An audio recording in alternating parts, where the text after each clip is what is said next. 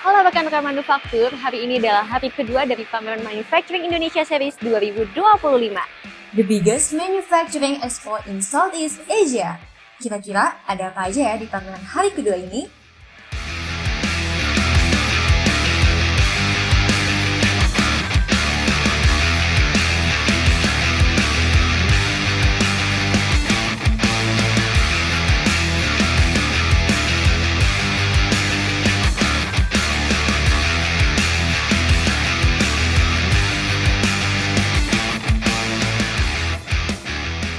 I think manufacturing Indonesia this year doing great job because compared to the last year, I think so many people now coming and we have so many exhibitor, visitor and also customer coming to our booth.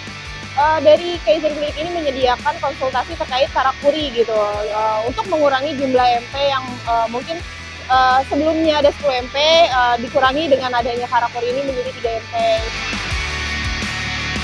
RoboPack ini adalah sebuah wahana di mana tempat ini ada tempat riset yang terbuka, orang bisa melihat hasil karya anak bangsa di mana kami banyak sekali berkecimpung dalam pembuatan robot.